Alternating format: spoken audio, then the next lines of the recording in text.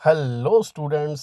आज बात करेंगे जो अभी रिसेंटली एग्ज़ाम हुआ है, आरआरबी फार्मासिस्ट सीएन 2025, जिसका एग्ज़ाम अभी रिसेंटली आपके 2026 में मार्च महीने में हुआ। आपका रिस्पॉन्स शीट भी रिलीज़ हो चुका है। तो अब आगे क्या? आप सब ने अपना जो रिस्पॉन्स शीट है चेक भी किया होगा। रैंक मित्रा पे आपने अपनी रैंक भी चेक कर ली होगी। तो अब इसके आगे क्या? मेरा नाम आकिब जरगर है और मैं आरआरबी फार्मासिस्ट क्वालिफाइड हूँ। करंटली मैं LLR hospital, Lala Lajpat Rai hospital, Kapurthala में पोस्टेड हूँ।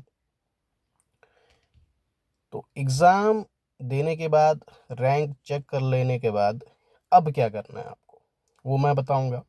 और आगे भी इस जर्नी में जो जो चीज़ें आएंगी, मैं अपने एंड से पूरी कोशिश करूँगा कि आप सबकी हेल्प करूँ। पहले वो कैंडिडेट्स जिनका स्कोर अच्छा नहीं आया या किसी भी रीज़न से उनके जो नंबर है वो कम है, कि जो जनरली आपका सिलेक्शन के लिए एक पर्टिकुलर रेंज रहता है, तो वो स्टूडेंट्स क्या करेंगे, अपनी प्रिपरेशन को छोड़ेंगे नहीं। आपने अपनी प्रिपरेशन को कंटिन्यू रखना है, क्योंकि अभी फिर से पोस्ट आने वाले हैं। तो प्रिपरेशन को छोड़ना नहीं है। और भी फार्मासिस्ट के पोस्ट आने वाले हैं अलग अलग डिपार्टमेंट्स में। तो पढ़ते रहो, छोड़ना नहीं अपनी प्रिपरेशन को। देखना कहाँ पे क्या गलती हुई है आपसे, उन गलतियों को करेक्ट करो। किन किन चैप्टर्स में इशू है, उन चैप्टर्स पे ध्यान दो। तो डेफिनेटली आप अगली बार इसको क्वालिफाई कर लोगे, चाहे वो आरआरबी हो या कोई दूसरा फार्मासिस्ट एग्ज़ाम हो। अब वो कैंडिडेट्स जिनका उनके जोन के अकॉर्डिंग सिलेक्शन रेंज में उनका स्कोर बैठ रहा है, अब देखिए इसमें स्कोर में वेरिएशन अभी भी आएगी, क्योंकि जब नॉर्मलाइजेशन होगा स्कोर का, तो आपके नंबर मतलब 2 से 5 नंबर तक तो मतलब एडिशन हो ही जाती है मार्क्स की। डिपेंड्स कि आपकी एग्ज़ाम का लेवल क्या रहा होगा, आपके शिफ्ट का टफनेस लेवल क्या रहा होगा, उस बेसिस पे आपके नंबर इंक्रीज होते हैं। तो नॉर्मलाइजेशन के बाद स्कोर जनरली चेंज हो जाता है, तो उससे भी वेरिएशन आती है। तो अभी आपके जोन के अकॉर्डिंग अगर आप बैठ रहे हो कट ऑफ रेंज में, अब देखो कट ऑफ तो आगे आएगा, लेकिन एक रेंज होता है कि ठीक है इस रेंज में अगर मेरे नंबर है तो मैं सिलेक्शन एक्सपेक्ट कर सकता हूँ। अब मैं कट ऑफ नहीं बताऊंगा, क्योंकि अलग अलग रेंज का डिफरेंट रहता है सब कुछ, और अलग अलग जोन्स का मतलब डिफरेंट रेंज रहता है। तो अब जनरली अगर पिछले साल का जो कट ऑफ रहा है आप उससे ऊपर हो या उसके अकॉर्डिंग चल रहे हो, तो आप सिलेक्शन एक्सपेक्ट कर सकते हो।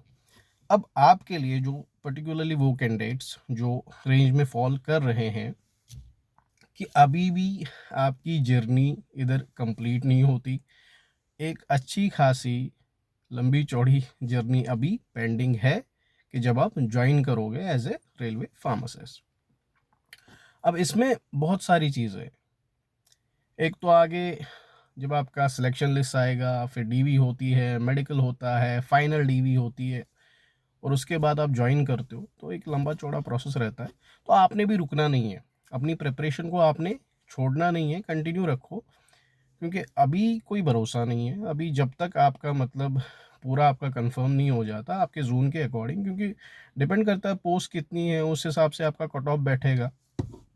ये मैं बोलूँगा कि अगर आपने अच्छा किया है तो आप सेटिस्फाइड रहो, कि ठीक है जब रिज़ल्ट आएगा आपकी सिलेक्शन हो जाएगी, लेकिन पढ़ाई नहीं छोड़नी है, पढ़ते रहो, आपको और भी अपॉर्चुनिटीज़ मिलेगी, किसी को छोड़ना नहीं होता। तो बाकी आई इंशाल्लाह होप कि आपका सिलेक्शन हो जाए, जिनका भी अच्छा स्कोर बैठ रहा है, आप कट ऑफ रेंज में आ जाओ। तो फिर उसके बाद आपकी जो भी हेल्प होगी, कि डॉक्यूमेंट वेरिफिकेशन कैसे होती है, मेडिकल कैसे होता है, डॉक्यूमेंट वेरिफिकेशन में जो फाइनल डीवी होता है वो कैसे होता है, आपने कौन कौन से डॉक्यूमेंट बनाने हैं, ये सारा मैं आपको बताऊंगा, आपकी हेल्प करूंगा। सैलरी स्लिप सब कुछ मैं बताऊंगा, जॉब प्रोफाइल क्या रहता है, क्योंकि मैं खुद फार्मासिस्ट हूँ, खुद आरआरबी फार्मासिस्ट हूँ, तो मैं आपको बेटर बता पाऊंगा। तो मिलते रहेंगे, बात होती रहेगी, और उसके साथ साथ देखेंगे अगर टाइम अच्छे से मिल पाया तो थोड़े बहुत लेक्चर्स भी इस चैनल पे मैं कोशिश करूँगा कि वो रेगुलरली आए बच्चों के लिए जो अभी प्रिपरेशन कर रहे हैं। तो मिलते हैं नेक्स्ट वीडियो में, तब तक के लिए बाय एंड थैंक यू।